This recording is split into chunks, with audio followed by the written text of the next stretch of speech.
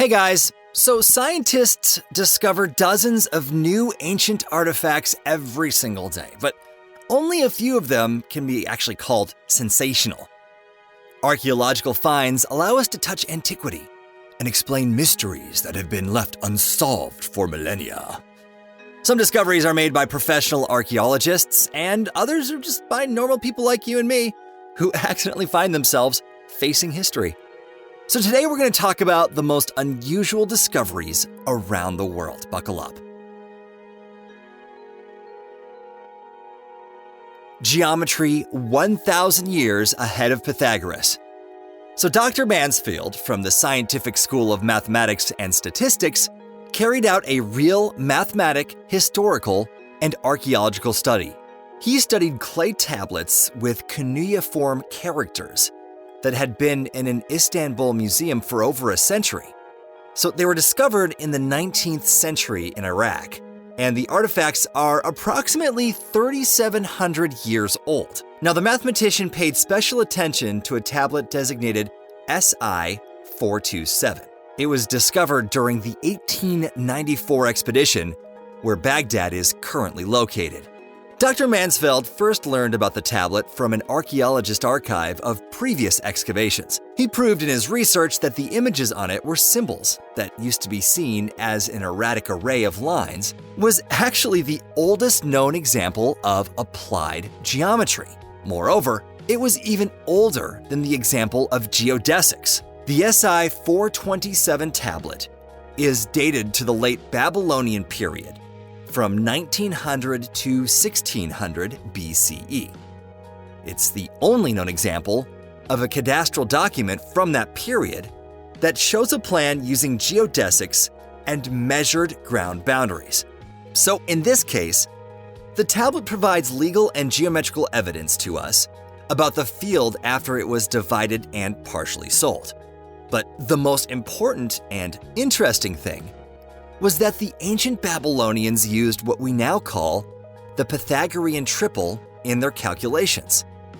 This method is necessary to accurately create right angles. The Pythagorean triple is an ordered series of three natural numbers that satisfy the quadratic equation. The numbers forming the Pythagorean triple are even called Pythagorean numbers in honor of Pythagoras. He was an ancient famous philosopher, mathematician, and mystic who created the religious and philosophical Pythagorean school. But he lived from 570 to 490 BCE, much later than when this unique artifact was created. This discovery gives scientists new evidence that math was well developed in Babylon, and the citizens of Babylon had unique knowledge for their time.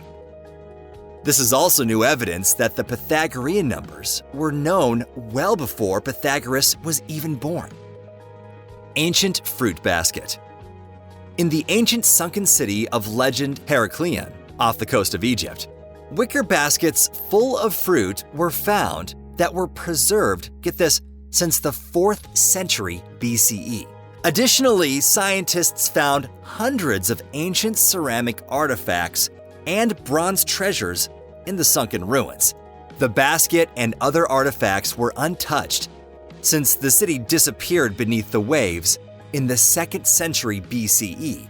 Heracleion was the largest port in Egypt in the Mediterranean Sea for centuries before Alexandria was founded. In the early 2000s, it was found by marine archaeologist Frank Goddio. Surprisingly, colossal statues, treasures, and ruins of temples had been sitting under the water off the coast of Egypt all this time. Archaeologists are still dredging up unique artifacts from Heracleion today. They recently found fruit baskets, which was quite stunning. They hadn't been touched for over 2,000 years and were still full of palm fruits and grapevines. The archaeologists suppose the fruits may have been preserved because the basket was in an underground room that was in a 200-foot long and 26-foot wide tomb. Raimondi Stele. The Raimondi Stele is one of the most well-known preserved Chavin cultural monuments. 900 to 200 BCE.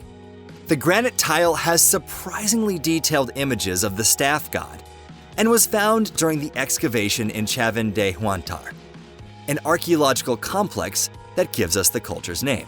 The Chavan culture was considered the mother of all Andes civilization for a long time. The staff god is found in many later cultures like the Tiahuanaco, Moche, Lombeque, and Inca. The images of Chavan culture are fairly hard to understand. Many of the elements are masked behind a second layer of details. Various fragments can be combined through a few methods. Turning or rotating an image upside down often reveals new images. The image of the god takes up the lower half of the stele and has anthropomorphic and zoomorphic signs. So you'll immediately notice the huge talons on its fingers and toes that resemble predatory birds often found in Andes art. The swirls on its heels look like a third toe, and the three-fingered hands resemble bird feet. The god has many faces.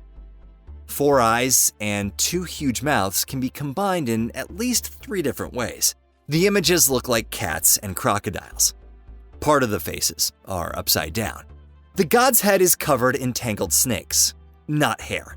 Interestingly, the same snakes are on the figure's waist, and the waist seems to resemble another predatory face.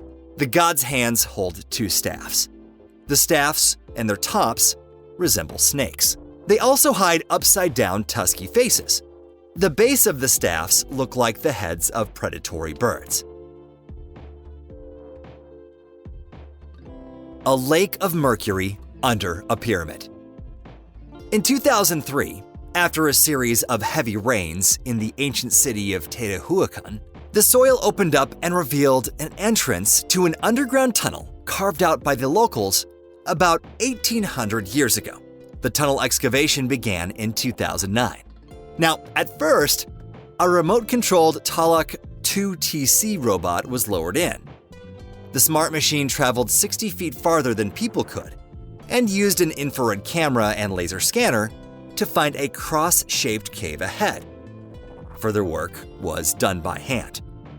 The archaeologists slowly, inch by inch, cleaned 340 feet of tunnel and finally reached the cave that contained the largest seashells, processed jaguar bones, rubber balls, small carved stone sculptures, obsidian arrows, shovels, jewelry, and coins inside.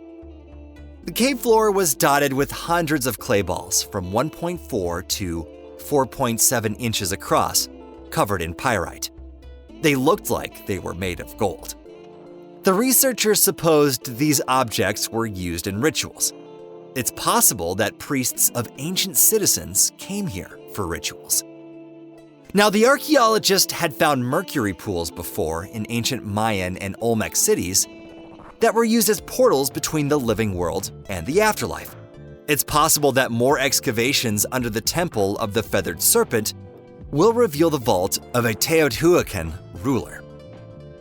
But how did the ancient citizens gather mercury found under the temple? It seems they separated it from cinnabar, the most common mercury mineral.